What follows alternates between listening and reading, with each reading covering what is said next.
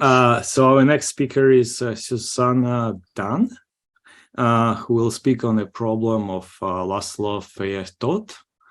Please, you're welcome. Thank you, the organizers. Thank you for the invitation. I also learned about this conference through Alexander Stokolos, so thank you very much. So now I will stop video because I'm flipping my tablet. I will be writing on here. Okay, seems to work. Okay, what is the problem?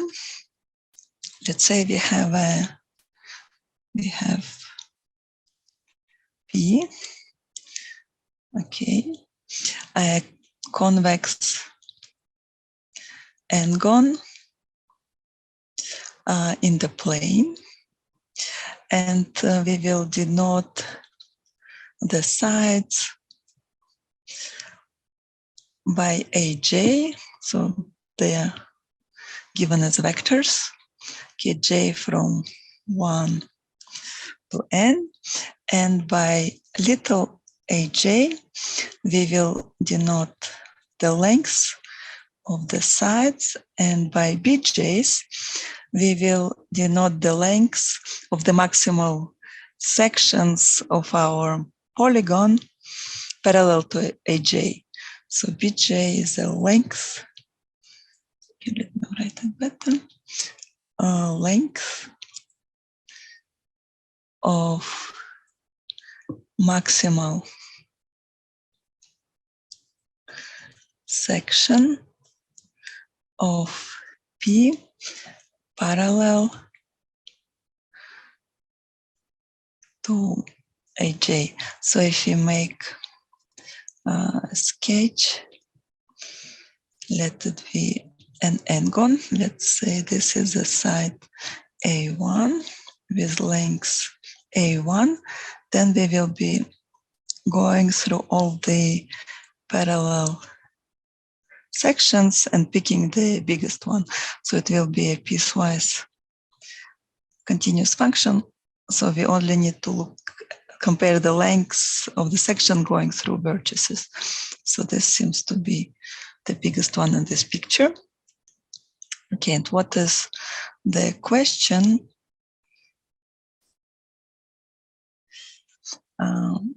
It appears as B7 on page 58 in the collection of problems by Croft, Falconer, and Guy, unsolved problems in geometry.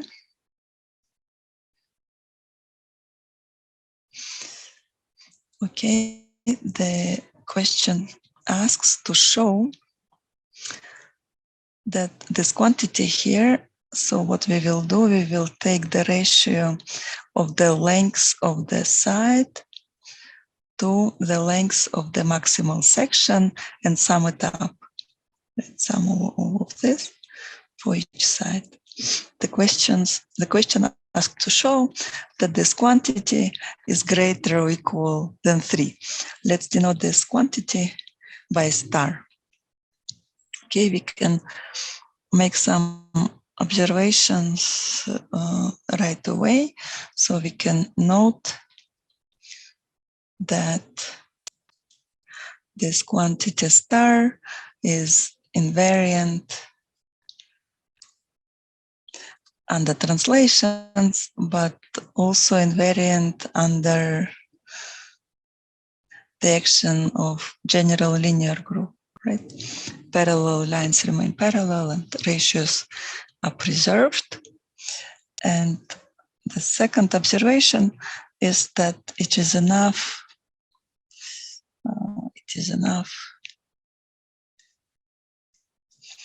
to show the inequality in the class of origin symmetric n-gons. For origin symmetric n-gons. And it's also easy to explain this 3. We can note that the quantity star for any triangle will be 3, right? Because you take any side, the section maximal, the parallel section maximal to each side is the side itself, and there are 3 of them, so we get 3. And if we apply observation 2, it will give us that for 6 cone we will also get the same answer. And those are also the only conjectured minima by Toth. Okay. I will say something about the history of the problem at the end, if I have time. So we will discuss further Nazarov's solution. Further Nazarov's solution.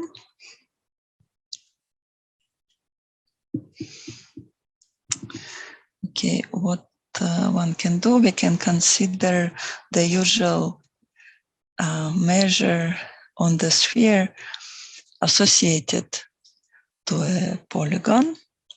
So it's the sum. We take the length of the side by delta nj, with nj, the outer unit normal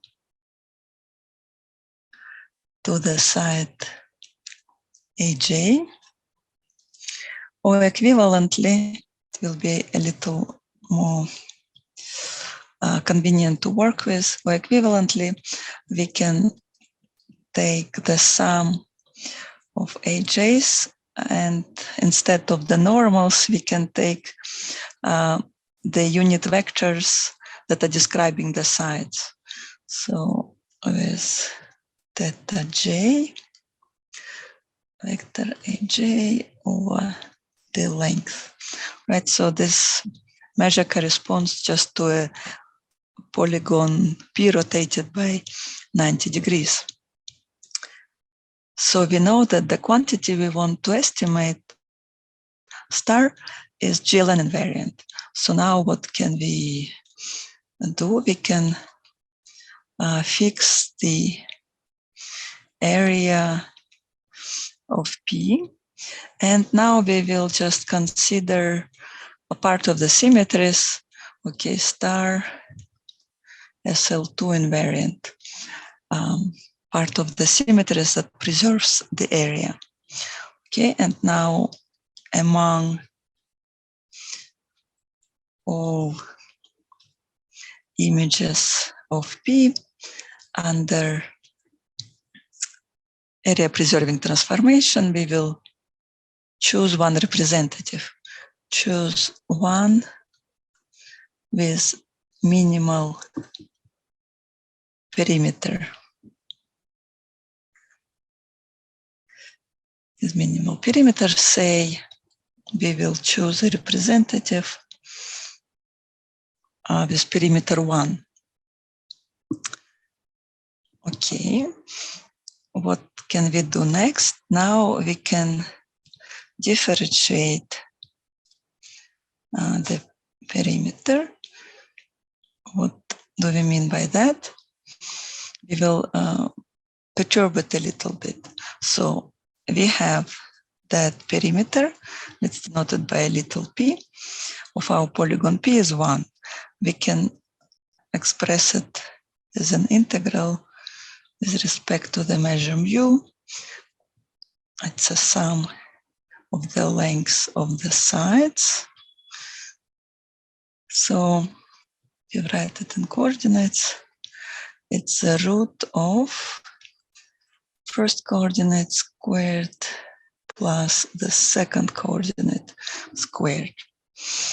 And now let us consider diagonal matrix with entries lambda and 1 minus lambda on the diagonal. And consider the images of our polygon P under such matrices.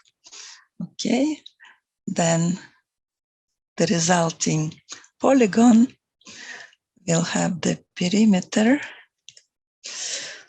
sum of roots lambda squared, the first coordinate squared plus 1 over lambda squared, the second coordinate squared. Okay, now if we differentiate P lambda, expressing the perimeter of this perturbed polytope, we differentiate it and evaluate in 1, we should get 0 because we assume it's a minimum. Okay, so let's differentiate. We get 1/2 over this root, and in the numerator we get 2 lambda, first coordinate squared, minus 2 over lambda cubed, the second coordinate squared, and we have to evaluate lambda equal 1.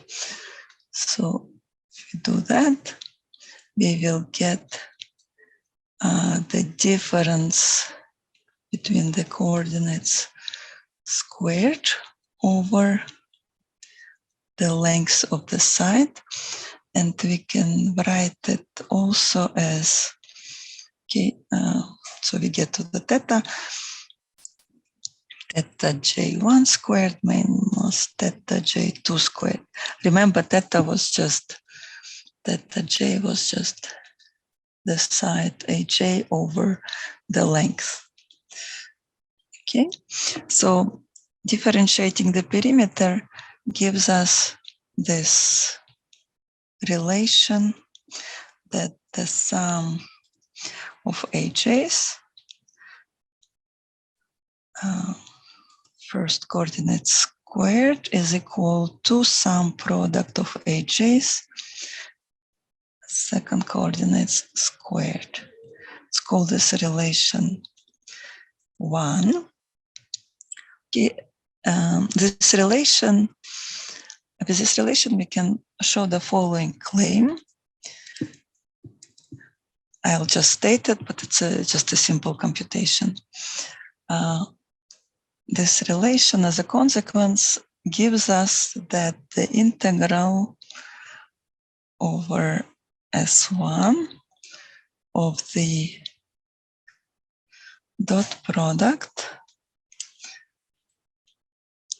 say theta xi squared with respect to our measure, is equal to 1/2 the length of xi squared, and this is true for any vector xi in R2. In other words, the measure mu is isotropic. In this two-dimensional case, this claim is equivalent to the following claim, that the second Fourier coefficient of our measure mu is 0. Okay, both of them follow really from this relation, can be shown in this relation 1. I'll skip it for now. Okay, very well. Now the expression for sections is less convenient than for projections. And for all conjectured minima, the triangle and the sixgon, sections are equal to projections. So what we will do, we will divide by the length of sections, which we denote by Cj, instead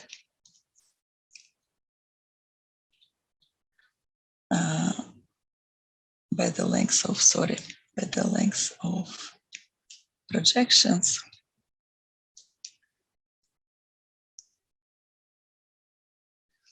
instead of sections. If the length of a projection is greater or equal than the length of the section, so the relation between our original quantity, which is this one, length of the side divided by the length of the maximal section parallel to the side, this will be greater or equal to our new quantity, the length of the side divided by the length of the projection. Okay. And for projections, there is a Cauchy projection formula. Let me explain it briefly. So if you have n-gon, and let's choose this side. Let's say this is the unit vector describing the side theta j, and we will be projecting on this direction. This will be the length of the projection Cj, right? How can we obtain it? We can project each side onto this direction. If we project all the sides, we will cover the length of the projection twice. So the length of the projection Cj is 1/2 the sum, the length of the side by the cosine of the angle, right? So we take the absolute value because we don't know how the vectors are oriented, and we sum all of them. This we can also write as an integral over the sphere. Here we have our inner product in absolute value, and we integrate with respect to the measure mu. Very good. So now what is to show? Okay, we will work with projections instead of sections. And we can express it now as an integral, integrating over the sphere with respect to the measure mu. This gives perimeter, right? And we are dividing by the length of projections, which is this integral here. And we would like to show that this is greater or equal than 3, right? If we can show that, then we will be done, because we have this inequality, right, that connects the two quantities. Okay, equivalently, we can write it the following way. Okay, we can introduce the quantity triangle. This will be, we'll just get rid of the factor 1/2. Okay, integral the measure mu, and here we have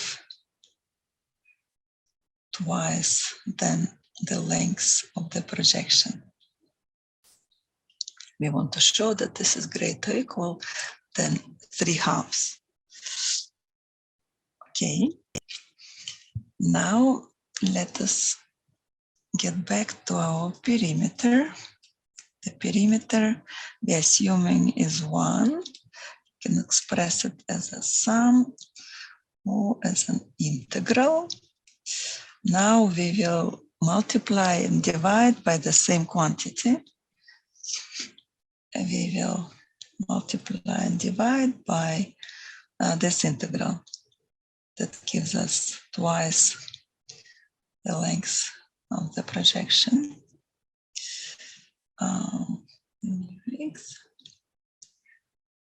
Okay. And now we can apply the Cauchy-Schwarz inequality. Okay, maybe right here. the Cauchy-Schwarz will give us that this is less or equal than square root. Here is the first integral. Okay, over twice the length of the projection and times square root outer integral and inner integral. Okay. Now we can square both sides and we will get 1 is less or equal than this integral here that we called triangle. Okay. Times what we have the square root here. Okay. Somehow something is wrong here. There should be x here.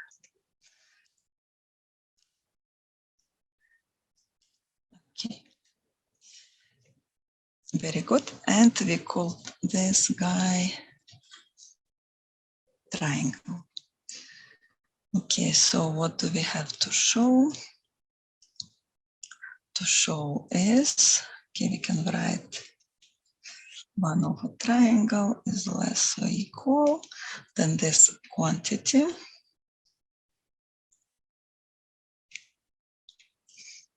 Okay, I'm copying many times the same integral, sorry. Organize it better. We want to show that this is less or equal than 2/3, right? Then the triangle will be greater or equal than 3/2. That's what we want. Very good.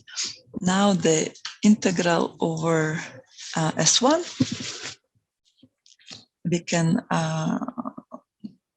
realize it as an integral over the interval 0 to 2 pi. Okay, let's do it. So we have two vectors in the inner integral, theta. Let's write it as cosine beta sine beta. And the second vector, cosine alpha sine alpha. The inner integral is the absolute value of the dot product of the two vectors with respect to our measure. So it becomes 0 to 2 pi. Absolute value, we have cosine alpha, cosine beta plus sine alpha, sine beta, u alpha, and this is, of course, cosine of the difference of the angles. So if we introduce a function phi of x, absolute value of the cosine of x, we have the integral from 0 to 2 pi phi alpha minus beta, the mu alpha. And this is a convolution of this function with the measure mu. Okay, now we return to our quantity above here. So I'm sorry to interrupt. Just you're a little bit over time already. So if you can somehow wrap I see. up. Yeah. Yes, there is just one couple of lines to finish the proof.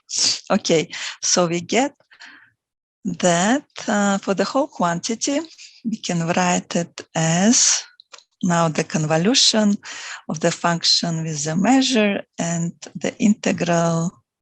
Okay, with respect to the measure, we use the Plancherel formula. We can write it as in Fourier terms now as a Fourier coefficient of the function times Fourier coefficient of the measure, and this will be then the sum Fourier coefficient, because it's a convolution, right? Fourier coefficient of the measure in magnitude squared. Our function here, cosine x, is even and has period pi. What we will do now, we will estimate phi of x by a trigonometric polynomial. And the one that works is this one, minus 1 over 18 cosine for x. These are the Fourier coefficients of the function psi, right? And now, because the second Fourier coefficient of mu is 0, this will not play a role in the estimate.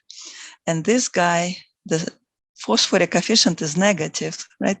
We are lucky, and we get what we want, that 1 over triangle is less or equal than the 0 Fourier coefficient, and this is 2/3. So we get what we want. I'll stop here.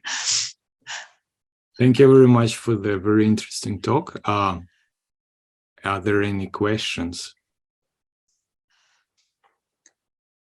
So let me just ask quickly about the higher dimensional case. So is the other generalization just like basically taking a polytope, taking the area of the like n-1 dimensional area of a face, and then the largest n-1 dimensional section, right? Parallel to that.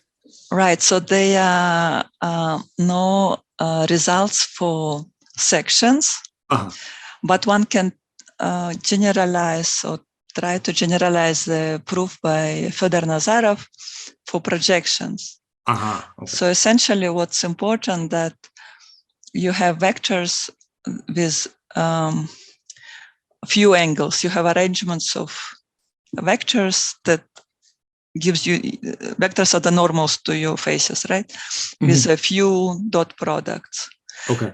And then the proof of Fedor-Nazarov will go through. So it boils down to, actually this problem is studied equiangular line arrangements. Mm-hmm. Mm-hmm. If you have sufficiently many vectors with few angles, then this proof will go through.